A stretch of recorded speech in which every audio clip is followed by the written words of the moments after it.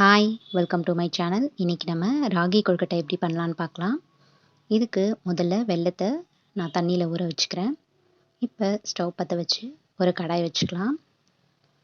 நான் ஊற வச்சுருந்த வெல்லத்தை வடிச்சிட்டு அதுக்கப்புறம் அந்த தண்ணியை இதில் சேர்த்துக்கிறேன். தண்ணி நல்லா கொதிச்சதுக்கப்புறமா ஏலக்காய் நசுக்கி போட்டுக்கிட்டு துருவன தேங்காவையும் இதில் சேர்த்து நல்லா கிளறி விடுங்க.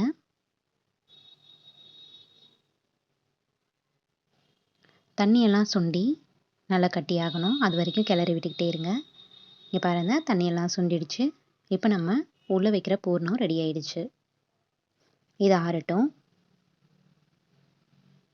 இப்போ நம்ம ராகி மாவை ரெடி பண்ணிடலாம். ஸ்டவ் பற்ற வச்சுக்கோங்க. கடாய் வச்சு 2 டம்ளர் தண்ணி விட்டுக்கோங்க. கொஞ்சமாக உப்பு சேர்த்துக்கோங்க. தண்ணி நல்லா கொதிச்சதுக்கப்புறமா 1 டம்ளர் ராகி மாவு எடுத்திருக்கேன். அதை நல்லா போட்டு கிளறிக்கலாம். சப்போஸ் உங்களுக்கு மாவு தண்ணியாக இருந்த மாதிரி இருந்துச்சுன்னா ராகி மாவு போட்டு பிசைஞ்சிக்கோங்க. இப்போ நம்ம ராகி மாவும் உள்ளே வைக்கிற ஸ்டஃபிங்கும் ரெடி ஆயிடுச்சு. ஒரு வாழை இலையில் எண்ணெய் தடவிக்கோங்க. இப்போ ராகி மாவை நான் வீடியோவில் காட்டுற மாதிரி தட்டிக்கோங்க. நம்ம செஞ்சு வச்சுருந்த பூரணத்தை வச்சிடலாம். வச்சு மடித்து விட்டுருங்க. இது மாதிரி எல்லாத்தையும் செஞ்சிடலாம். இப்போ ஸ்டவ் பற்ற வச்சுக்கோங்க. ஒரு இட்லி சட்டி வச்சுடுங்க. தண்ணி ஊற்றிக்கோங்க. இட்லி தட்டு வச்சுட்டு ஈர துணியை அதில் போட்டுக்கலாம். ஒரு வெள்ளை துணியை ஈரம் பண்ணிவிட்டு அதில் போட்டுக்கோங்க.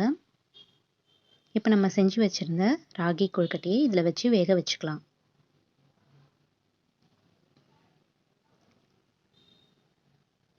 மூடிடுங்க.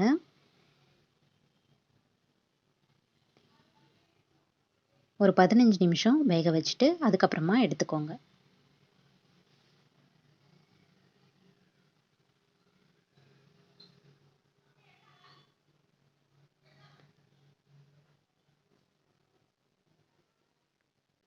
ரொம்ப டேஸ்டியான ராகி கொழுக்கட்டை ரெடி.